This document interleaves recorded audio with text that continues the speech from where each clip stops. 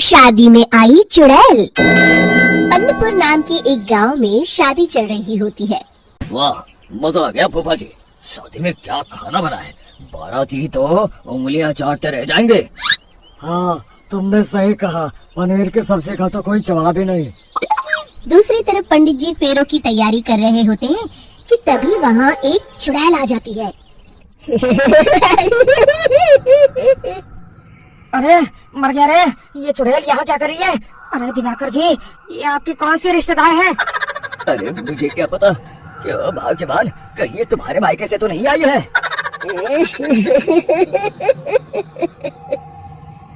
तुम लोगों की इस गांव में बारात लाने की हिम्मत कैसे हुई?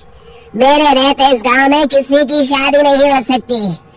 अब तुम लोग देखो मैं क्या करती हूँ।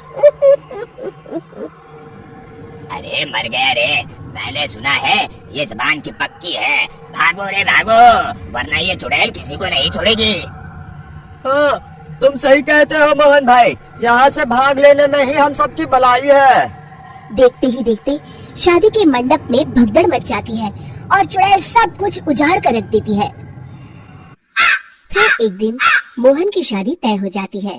अरे भाई, अगले हफ्ते मेरी शादी तय हो गई है, लेकिन इस चुड़ैल की दहशत के मारे तो मेरे हाथ पैर कांप रहे हैं। अरे मोहन, तुम्हारा दिमाग तो खराब नहीं हो गया? तुम अपने साथ साथ हम सब गांव वालों को भी बलि का बकरा बनाना चाहते हो? उस चुड़ैल के रहते तुमने अपनी शादी के बारे में सोच भी कैसे लिया? देखो गोपाल, डर तो मुझे भी लग रहा है, लेकिन उस चुड़ैल के डर से मैं जिंदगी भर कुंवारा तो नहीं रह सकता। तभी वहाँ मोहन के होने वाले ससुर आ जाते हैं। अरे ससुर जी आप? देखो, अब तक मैं तुम्हारा ससुर बना नहीं हूँ और शायद बनूंगा भी नहीं। ये आप क्या कह रहे हैं? मैंने तो शादी का कोड भी सिलवा लिया है। मैं अपनी बेटी की शादी किसी अच्छे गांव में कराना चाहता हूँ। तुम्हारा गांव तो भूतिया गांव है। मैं तो क्या, अब तो कोई भी अपनी लड़की इस गांव वालों को नहीं देगा। इस तरह चुड़ैल के डर से उस गांव में किसी की भी शादी नहीं हो पाती। फिर एक दिन गांव के जमींदार अपनी बेटी की शादी करने का विचार करते हैं, लेकिन चुड़ैल के डर से उनकी भी हिम्मत जवाब दे देती है। अगर मेरी बेटी की शादी तय समय से नहीं हुई तो मेरी नाक कट जाएगी। मुझे कुछ करना ही होगा। एक सलाहकार के कहने पर जमींदार काशी से एक बहुत ही नामी तांत्रिक को अपने घर बुलवाते हैं, जो भूत चुड़ैल को पकड़ने में माहिर माना जाता था। जमींदार साहब, आप चिंता मत करिए।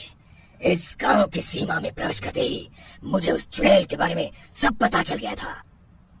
आप उसे जल्दी से जल्दी कैद कर लीजिए ताकि मैं अपनी बेटी की शादी कर सकूं। जब वो चुड़ैल एक इंसान थी, तब ठीक उसकी शादी करने वाले दिन ही उसकी और उसके होने वाले पति की एक दुर्घटना में मौत हो गई थी। उसका होने वाला पति आज भी भूत बनकर जंगल में भटकता है। इसलिए जब तक चुड़ैल की शादी नहीं हो जाएगी, वो किसी और की भी शादी नहीं होने देगी। ये आप क्या कह रहे हैं? अगर वो भूत भी हमारे गांव में आ गया, तब हमारा क्या होगा? ये आदमी बीच में बहुत बोलता है, इसे बाहर निकालो। उसके बाद तांत्रिक बताते हैं कि अगर उस भूत के साथ चुड़ैल की शादी करा दी जाए तो वो चुड़ैल हमेशा हमेशा के लिए उस गांव को छोड़कर चली जाएगी। जमींदार साहब, आप अपनी बेटी की शादी की तैयारी शुरू कर दीजिए। मैं कुछ गांव वालों को अपने साथ लेकर उस भूत को ढूंढने जंगल की ओर जाता हूँ।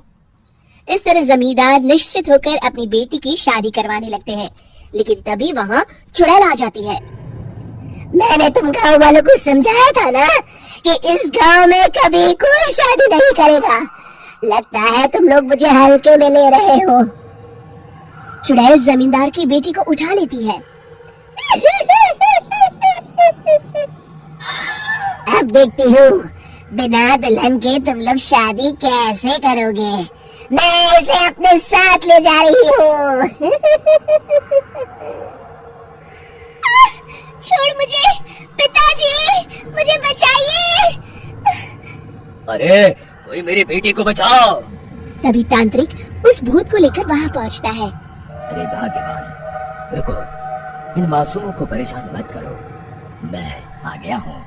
अब तुम मेरे साथ चलो। चुड़ैल बहुत खुश हो जाती है।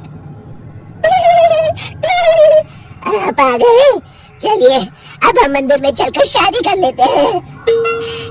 अरे अरे, ये क्या कह रही हो? मंदिर में जाके दोबारा मरना है क्या? चलो, आज से हम जंगल में रहेंगे। चुड़ैल चली गई, अब मेरी शादी हो जाएगी। इस तरह सभी गांव वाले खुशी से झूमने लगते हैं।